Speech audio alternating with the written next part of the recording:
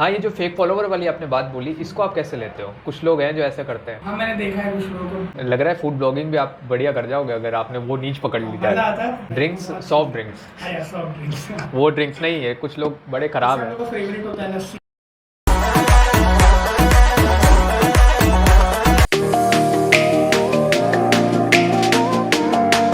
So hello and welcome back to our podcast. New episode, new theme और new topic के साथ और new guest के साथ। मैं हूं आपका दोस्त और होस्ट आयुष सिंघानिया और आप देख रहे हैं कोजी कॉटेज पॉडकास्ट। हर एपिसोड एक थीम के ऊपर आधारित होता है और उस थीम के रिलेटेड हम कुछ टॉपिक्स बनाते हैं, जैसा आप सबको पता ही है। और उस टॉपिक पे सही कौन रहेगा उस गेस्ट को हम चुनते हैं और हम उनको फीचर करते हैं हमारे एपिसोड में। इन्फ्लुएंसिंग का चल रहा है, इन्फ्लुएंसर्स को हम बुला रहे हैं, इन्फ्लुएंसर्स हमको बढ़ चढ़ के सपोर्ट कर रहे हैं, जिसका हम बहुत अप्रिशिएट करते हैं। आज भी हमारे साथ एक इन्फ्लुएंसर मौजूद हैं जिनका नाम हमने लिया तो सब लोग जान जाएंगे कि वो कौन है। चाय पीते, सुबह कॉफ़ी पीते, सब उनकी रील्स को देखते हैं और बहुत फेमस हैं और बहुत बढ़िया कंटेंट बनाते हैं। हम आज उनको फीचर कर रहे हैं हमारे इस एपिसोड में और उनका नाम है आर्यन कुशवाहा जी और उनका पेज है प्रयागराज एस्थेटिक। तो प्लीज़ बताइए आपके पेज के बारे में। Thank you so much for inviting me. मेरा नाम आर्यन कुशवाहा है और आप सभी जैसे जानते हैं मेरे पेज का नाम प्रयागराज एस्थेटिक है and I am doing this from 1 year.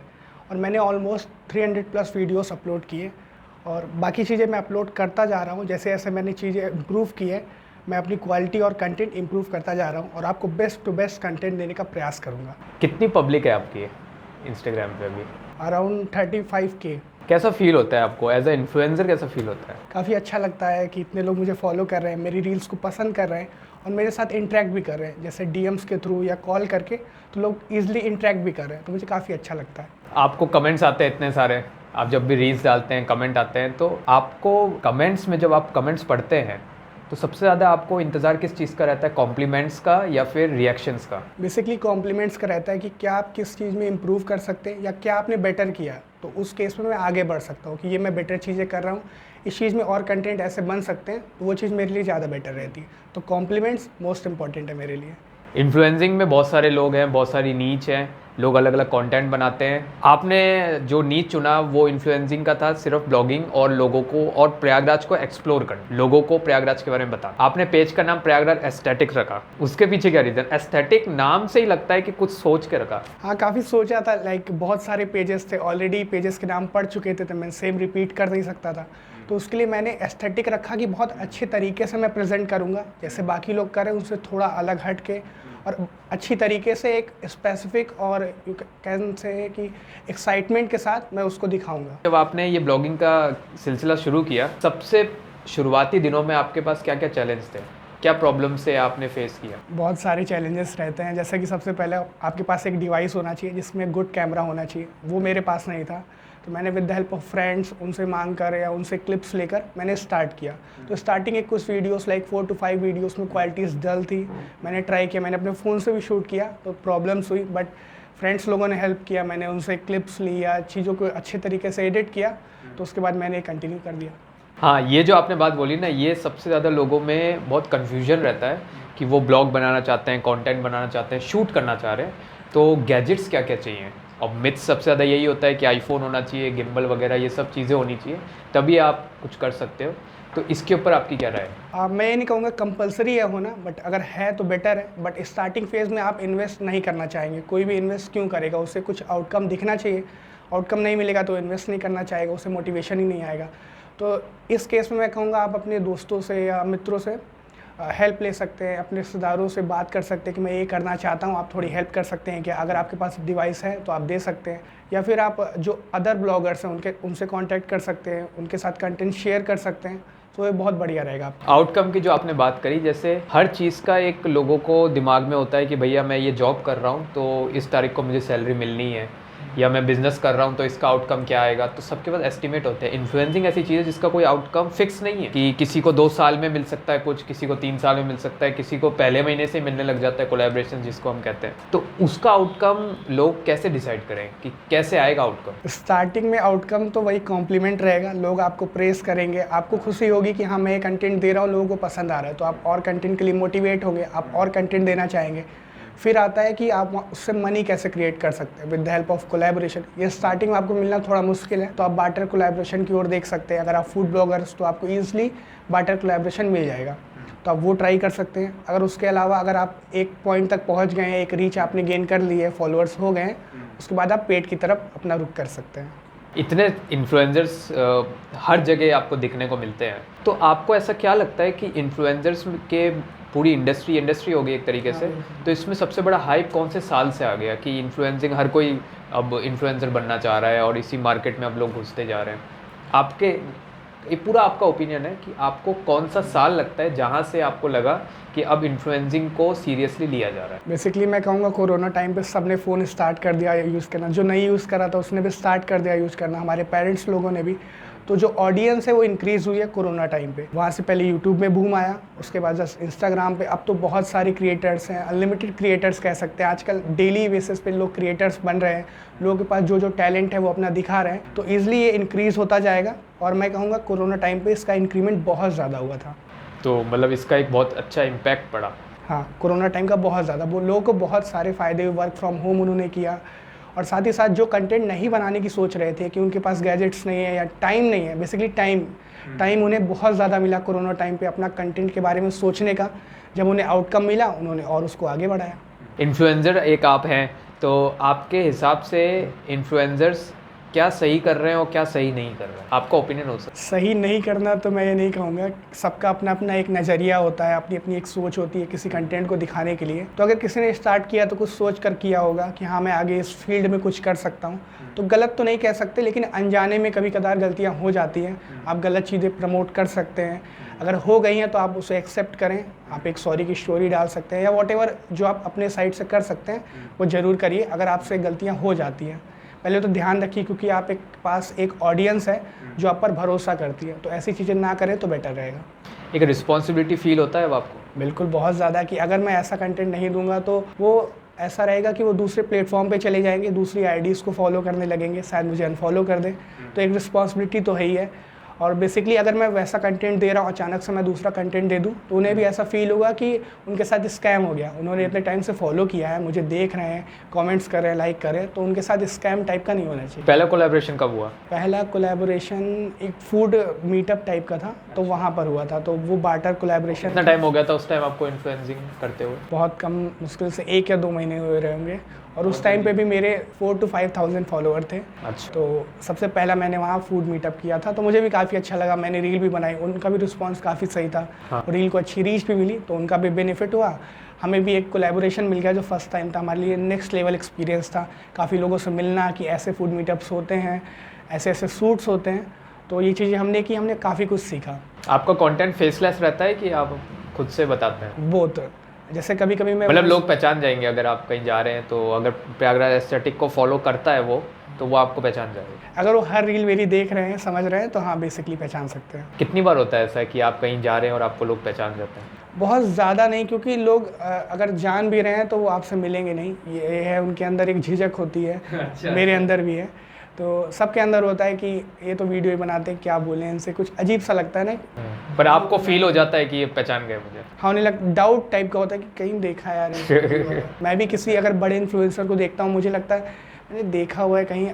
अब तो मैं जानने लगा हूँ। जब पहले की मैं बात बता रहा हूँ, पहले जब मैं कुछ नहीं करता था इससे रिलेटेड, फिर मैं वीडियोस देखा करता था, तो मुझे लगता था मैं इनसे क्या बोलूँ, कैसे इंटरेक्ट करूँ, तो वो चीज़ें प्रॉब्लम होती है, तो कुछ लोग नहीं करते।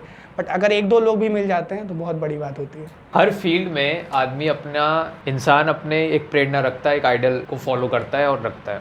आज भी ये पॉडकास्ट देख रहे होंगे तो जो लोग इन्फ्लुएंसर बनना चाहते हैं वो लोग आपको एज आइडल मानने लगेंगे, आपकी चीज़ें फॉलो करने लगेंगे, जो आपने टिप्स वगैरह आगे जाके अब आप बताएंगे। आपके हिसाब से आपका आइडल कौन था? अगर इन्फ्लुएंसर टाइप में कहे तो सब आइडल थे, ऐसा नहीं कहूँगा कोई। बाहर से भी कोई हो सकता है जिसको आपने एज आइडल माना और टिप्स वगैरह आपने अपनी लाइफ में? अगर टेक्निकल टिप्स की बात करें तो बहुत सारे ऐसे पेजेस हैं जो चीज़ें बताते हैं कि इस तरीके से आप एडिट कर सकते हैं, इस तरीके से आप बोल सकते हैं, ये लाइन्स इस्तेमाल कर सकते हैं। तो कोई स्पेसिफिक मैं नहीं कहूँगा या किसी का नाम नहीं लूँगा, लेकिन मैंने सब जगह से लर्निंग ली है। चाहे वो प्रयागराज के अगर पेजेस की बात करें या काफ़ी बाहर के पेजेस की बात करें, तो सबसे हमने कुछ लर्निंग्स ली है कि रेलिवेंट होना ज़रूरी है। सही चीज़ें जो ऑडियंस को पसंद आ रही वो दीजिए। तो ये सारी चीज़ें मैंने लर्निंग की है और आगे भी लर्निंग करता रहूँगा, तो इम्प्रूवमेंट होता रहेगा। एक आपसे इम्पोर्टेंट इन्फ्लुएंसिंग को लेके एक आपसे राय लेनी है। वो राय ये है, हर शहर में ज़्यादातर ऐसा नहीं हुआ है, पर जो बड़े बड़े शहर हैं जहाँ पे इस चीज़ को बहुत ध्यान से देखा जाता है, जैसे जयपुर हो गया, दिल्ली हो गया, बॉम्बे हो गया, बेंगलोर हो गया, 2-3 और भी शहर है, जहाँ पे क्या हो रहा है, इन्फ्लुएंसर्स की एक कम्युनिटी बन गई है। और वो कम्युनिटी में ज़रूरी नहीं है कि सारे के सारे उस शहर के इन्फ्लुएंसर जुड़े हुए हों। कम्युनिटी मतलब मेजॉरिटी ऑफ इन्फ्लुएंसर जुड़े हुए हैं और जो नामचीन है वो जुड़ गए, उन्होंने कम्युनिटी बनाई। अब उस कम्युनिटी में वो इवेंट्स वगैरह करते हैं या जो भी एडवर्टाइज होता है उस कम्युनिटी में सब लोग मिल के करते हैं और सब एक दूसरे को बढ़ाने में लगे रहते हैं, कोई किसी को पुट डाउन नहीं करता।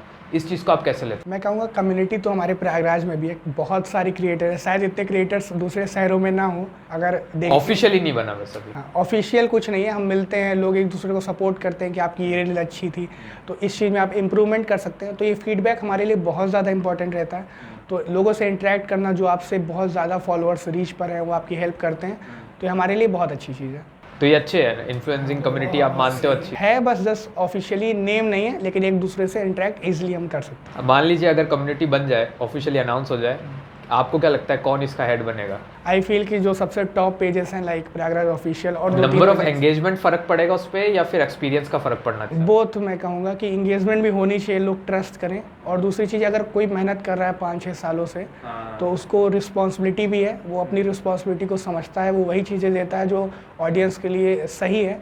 तो मैं चाहूँगा कि वही बने तो ज़्यादा बेटर रहेगा। अब ये मतलब अच्छा ही होगा ना, काफ़ी सारे प्लान्स होंगे और जो लोग नहीं भी कर पा रहे हैं वो और बढ़ जाएगा। इसको आप सपोर्ट करते हैं? मोटिवेशन मिलेगा लोगों को आगे बढ़ने का। काफ़ी लोगों को मोटिवेशन मिला है क्योंकि धीरे धीरे और पेजेस ग्रो हो रहे हैं, छोटे छोटे पेजेस हैं वो ग्रो हो रहे हैं। तो बहुत सारे पेजेस अपने हिसाब से, जैसे ऑडियंस अगर हैं उनकी छोटी ऑडियंस है तो भी उनको रीच मिल रही है, वो छोटी ऑडियंस तक पहुंच रहे हैं, अच्छे कंटेंट दे रहे हैं, तो मोटिवेशन उनको भी मिल रहा है बड़े पेजेस को देखकर। इन्फ्लुएंसिंग को क्या एक दूसरी भाषा में ये भी कहा जाता है, ये पैरेलल मीडिया है। बिल्कुल है, जैसे आप जानते हैं ध्रुव राठी अभी चल रहा है, यूट्यूब पर चल रहा है, तो ऐसी ऐसी चीज़ें होती रहती है। तो अगर सोशल मीडिया ये सब चीज़ें नहीं दिखाएगा तो रियलिटी हमें नहीं पता चलेगी। ध्रुव राठी की आपने बात करी, उसके लिए कुछ लोग कहते हैं नैरेटिव सेट किया जा रहा है एक तरफ से। हाँ, ये आप कह सकते हैं कि मेरा अगर पर्सनल व्यू है, आई लाइक बीजेपी, तो मैं बीजेपी के बारे में थोड़ी पॉजिटिव चीज़ें बताने का प्रयास करूँगा। अब उनके केसेस में अगर उनकी फेवरेट आप पार्टी है तो वो आपको सपोर्ट कर रहे हैं, आपके मतलब आप मानते हैं कि किसी एक पार्टी का वो फेवरिज्म करते हैं? हाँ, आई एक्सेप्ट, मैं फॉलो करता हूँ, तो मैं चीज़ों को ऐसे नहीं कि सिर्फ मैं एक वे में देखता हूँ। अगर मैं एक क्रिएटर को फॉलो कर रहा हूँ तो मैं दूसरे क्रिएटर को भी देखता हूँ, तो मुझे पता चल जाता है कि हाँ, ये क्रिएटर किसके पक्ष में चीज़ें बता रहा है, किसके विपक्ष में बता रहा है। तो अगर in case of Dhruv Rathee आप देखेंगे कि वो सिर्फ और सिर्फ बीजेपी की बुराई में लगे हुए हैं, अच्छाई भी उन्होंने की, शायद उस पर ध्यान ही नहीं जा रहा किसी का। तो बुराइयाँ तो हैं, बुराइयों पर आवाज़ उठानी भी चाहिए, बट ऐसा नहीं कि अपोजिशन बहुत अच्छा है और बीजेपी बहुत बुरी हो गई। काफ़ी अच्छे काम बीजेपी ने किए हैं, तो उसको भी हाईलाइट करना चाहिए। एक इंटरव्यू में उनसे कहा गया था, यही सवाल पूछा गया कि आप तो सिर्फ उनकी बुराइयाँ करते हो, मैं पार्टी का नाम ही नहीं ले रहा। तब इस पे उन्होंने ये बोला था कि भैया सेंटर पे वो है तो उन्हीं की बात होगी, अगर सेंटर में कोई और होता तो उनकी बात होती। ये चीज़ें, उनका ये कहना, ये चीज़ें सही है। जब उनकी सरकार थी तब आप कहाँ थे? आप कहेंगे मैं उस टाइम छोटा था, या उन्होंने कहा कुछ वीडियो तो मैंने उसके ऊपर भी बनाए जब उनकी पार्टी थी, पर वो वीडियो उस टाइम पे मेरे पास इतना एंगेजमेंट नहीं था। ये इनका बैड लक है कि ये जब पावर में आए तब मेरा एंगेजमेंट बहुत हाई है। नहीं, तो ऐसा नहीं है ना कि आप सिर्फ बुराई दिखाएंगे, आप डिक्टेटरशिप बोल दें। ये क्या चीज़ों को पॉजिटिव वे में भी आप दिखा सकते हैं। आप तो ये कह रहे हैं कि आप सब आंदोलन करने आ जाइए, सब लोग शेयर कर दीजिए वीडियोस, सब रोड पर आ जाएंगे, तो ऐसे कैसे चलेगा?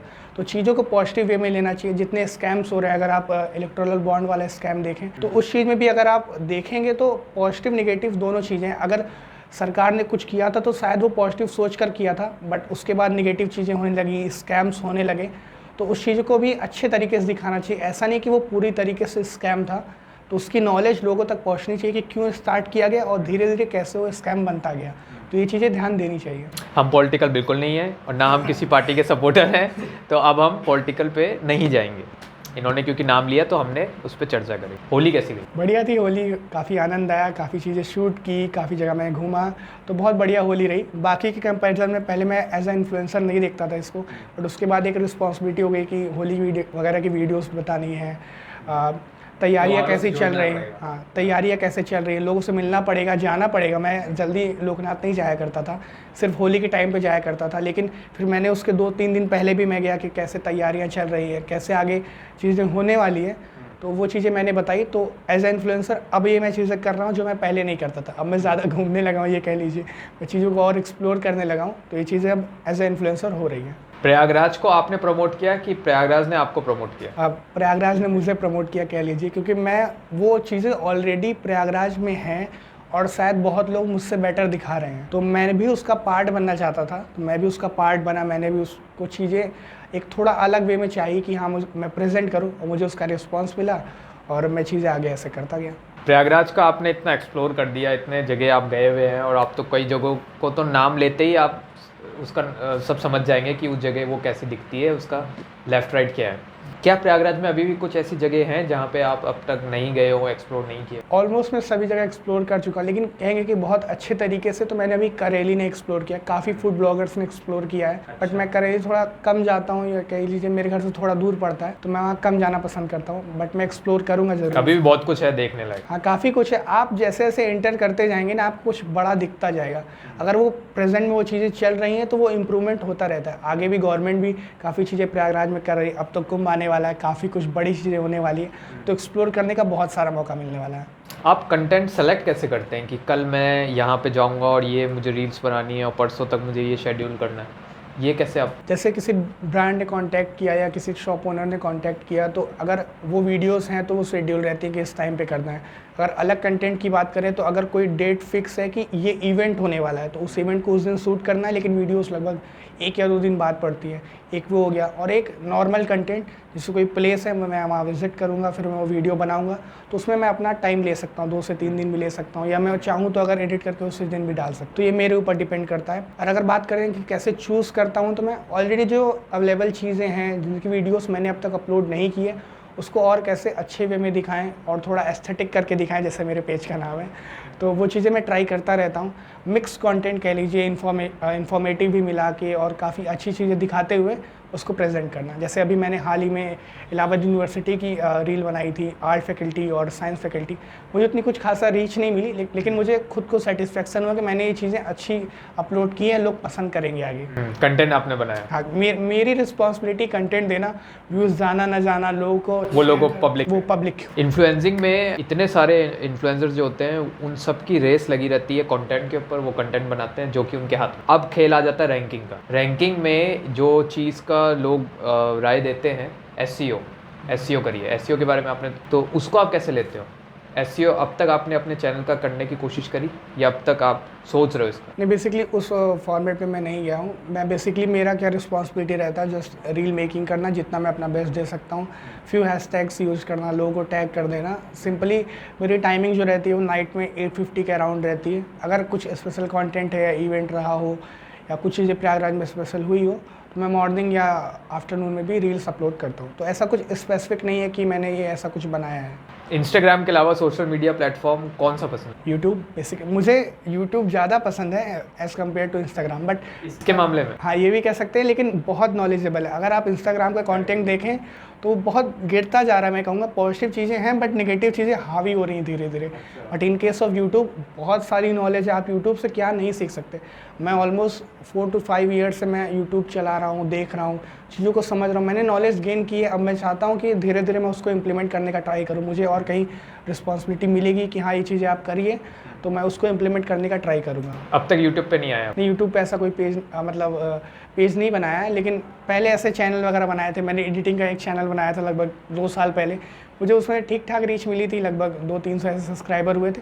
बट मैं उसको आगे नहीं ले जा पाया। मुझे लगा शायद इसमें कोई फ़ायदा नहीं है, वो कंसिस्टेंसी नहीं मेंटेन कर पाया। मैं यूट्यूब में ट्रिक्स वगैरह देता था, ये ऐप कैसे डाउनलोड कर सकते हैं, ये ऐप गेम कैसे हैक कर सकते हैं, ये छोटी छोटी चीज़ें मैं बताया करता था। इंस्टाग्राम को आप इन्फ्लुएंसर कब काफ़ी टाइम से यूज़ कर रहे हैं इंस्टाग्राम, अब आप इसको कैसा देखते हैं? एज अ प्रोफेशन इसको फुल तरीके से कंसिडर किया जा सकता है? किया जा सकता है, बट मैं कहूँगा अगर प्रयागराज की बात करें तो बहुत सारी क्रिएटर्स हैं, बहुत सारी पब्लिक भी है यहाँ पे उस तरीके से देखने वाली।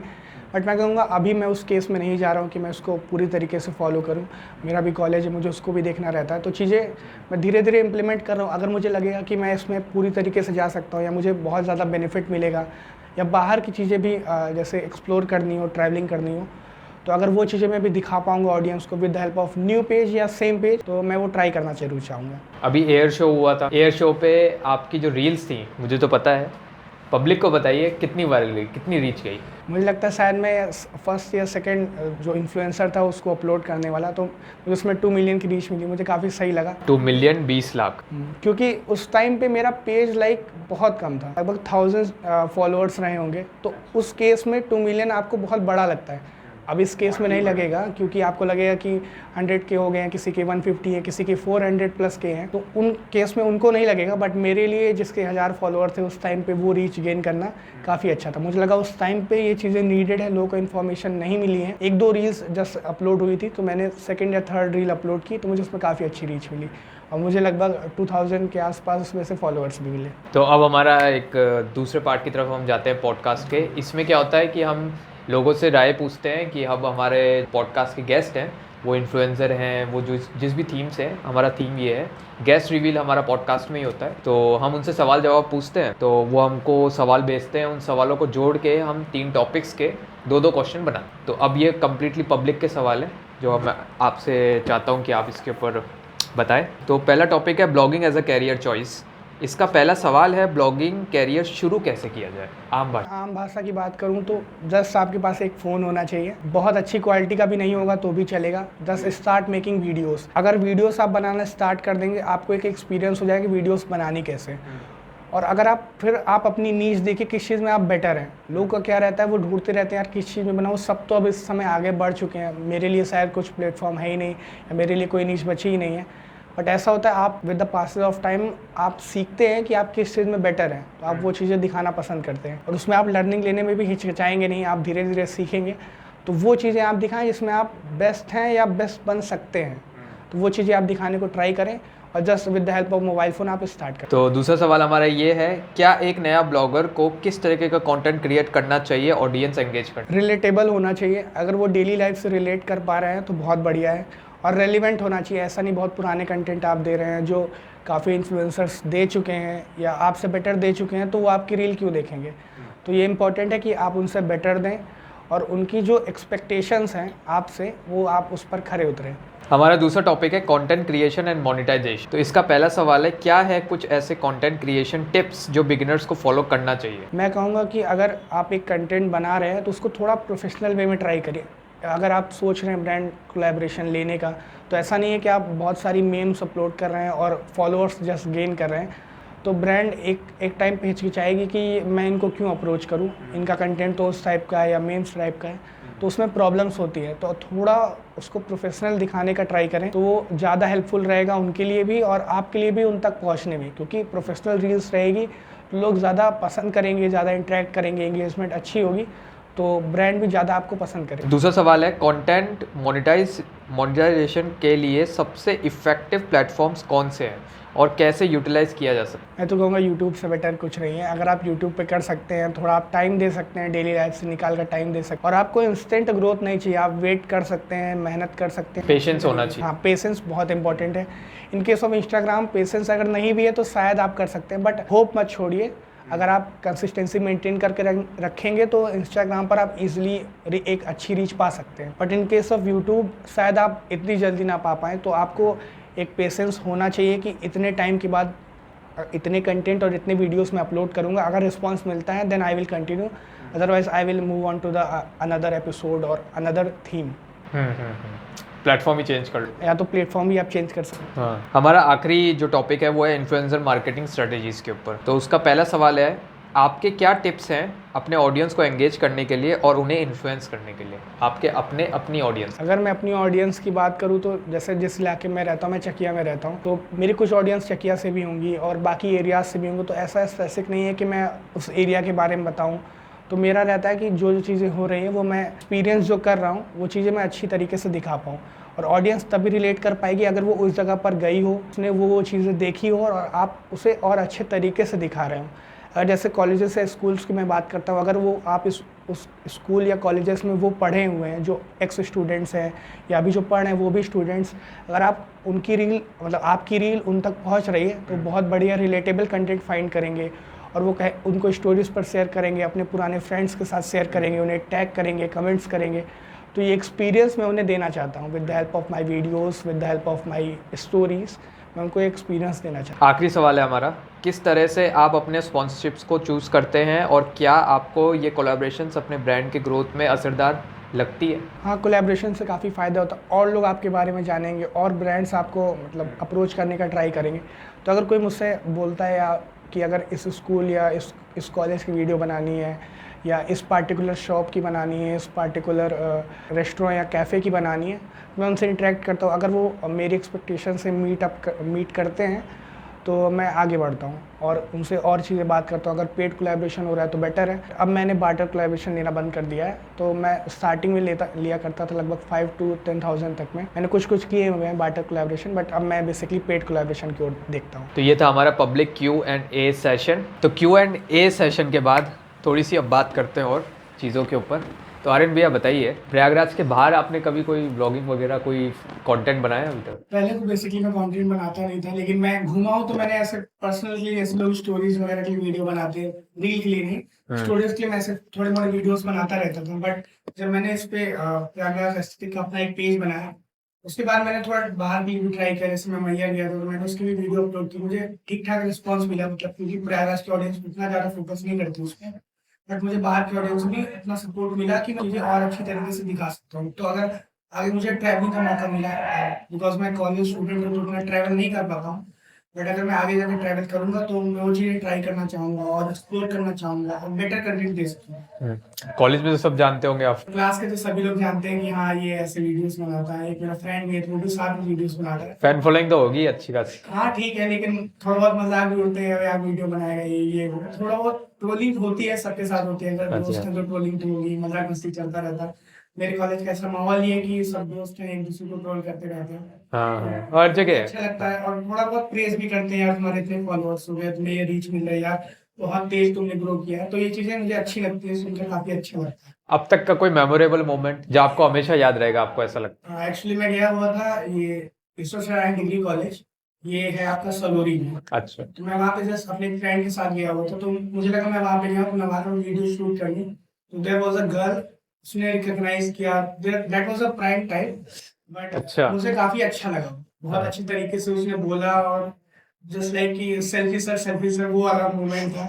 मुझे वो काफी अच्छा लगा और मैं लोगों के साथ शेयर भी करता हूँ कि ऐसी चीजें होती है तो आपको बहुत अच्छा लगता है। तो ये चीजें मैं बहुत पसंद करता हूँ। अगर आपके साथ ऐसा होगा तो आपको भी अलग फीलिंग आएगी। तो वो हमेशा याद रहेगा अब आपको। तो अब हम आते हैं हमारे लास्ट राउंड पे, जो कि है rapid fire round. Rapid fire round का फॉर्मेट बड़ा आसान है सर, सब जानते हैं कि उस रैपिड फायर में क्या होता है कि हम आपसे सवाल पूछेंगे, दो ऑप्शन देंगे, या फिर सवाल ही हम आपको दो ऑप्शंस में देंगे।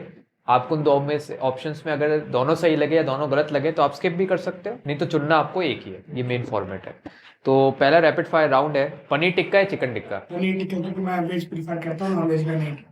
पानी पूरी दही पूरी? पानी पूरी बेसिकली। इन्फ्लुएंसिंग में अगर मान लीजिए आपको कोई ऑप्शन दे 5,000 या 15,000 फॉलोवर्स, 5,000 रुपए और 15,000 फॉलोवर्स, एंगेजमेंट या पैसा? अगर एंगेजमेंट जैसे ट्रू होती है, not about fake followers, true है, लोग बिलीव कर रहे हैं। नहीं, ट्रू है, ट्रू है। ट्रू है ना, तो बेसिकली मैं 15 के था, 15 के वो चूज करूंगा। हाँ, ये जो फेक फॉलोवर वाली आपने बात बोली, इसको आप कैसे लेते हो? कुछ लोग हैं जो ऐसे करते हैं। हाँ मैंने देखा है कुछ लोगों को। बेसिकली इससे क्या नुकसान होगा, आपके पास एंगेजमेंट नहीं रहेगी। हो सकता है अगर फ्यूचर में वो अकाउंट आपका बैन कर दिया जाए, क्योंकि इंस्टाग्राम इन चीजों को देख रहा है। अगर यूट्यूब की बात करें तो वहाँ ज्यादा स्ट्रिक्टली इन चीजों पर ध्यान दिया जाता है, बट इंस्टाग्राम में उतना ज्यादा नहीं है अभी। बट अगर कोई ऐसा कर रहा है तो उनको प्रॉपर रीच नहीं मिलेगी, रिकॉग्निशन नहीं मिलेगा। तो ये चीजें इंपॉर्टेंट है। अगर आप ये चीजें कर रहे हैं तो आपको इसे बंद करना चाहिए। तो दूसरी चीज, ओरिजिनल कंटेंट को लोग पसंद करते हैं, अप्रिशिएट करते हैं। अगर आप वैसे कंटेंट बना नहीं रहे हैं, किसी और कंटेंट यूज कर रहे हैं, जस्ट फेक फॉलोअर्स गेन कर रहे हैं, तो ये प्रॉब्लम देगा। गलत है ना, पर ये बिल्कुल गलत है। जी। तो हमारा थर्ड है, समर वेकेशन या विंटर वेकेशन? समर वेकेशन कर लीजिए, अभी गर्मियाँ आने वाली है, खाने को मिलेगा नहीं। अभी से ही चल रही है गर्मी। ड्रिंक्स वगैरह ट्राई करने, गन्ने का जूस ट्राई करना है, नारियल पानी, drinks, soft drinks? Soft drinks. वो ड्रिंक्स नहीं है, कुछ लोग बड़े खराब है। फेवरेट होता है लस्सी है। गर्मियों में बहुत काफी चीजें हैं, जैसे आम पन्ना वगैरह ट्राई कर सकते हैं आप, ये मिलती है।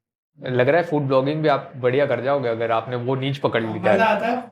हम लोग खाने के शौकीन वैसे भी हैं। जी। सिटी एक्सप्लोरेशन ज्यादा रहेगा है, और मैं अगर इसमें ऐड करना चाहूँ तो मुझे पहाड़ों पर जाना सबको पसंद रहता है, मुझे भी बहुत ज्यादा पसंद है। तो वहाँ की चीजें एक्सप्लोर करना एक अलग एक्सपीरियंस होता अच्छा, आखिरी सवाल है, अगर मान लीजिए आपको मौका मिले कि आपको या तो आप अब्रॉड जाना चाहो या पूरा इंडिया एक्सप्लोर करना चाहो, आपको कोई फाइनेंशियली सपोर्ट करेगा इस चीज़ में, तो आप क्या करोगे? जी, सबसे पहले इंडिया घूमना चाहिए। इंडिया में वो सब कुछ है जो शायद बाहर देशों में नहीं हो सकता।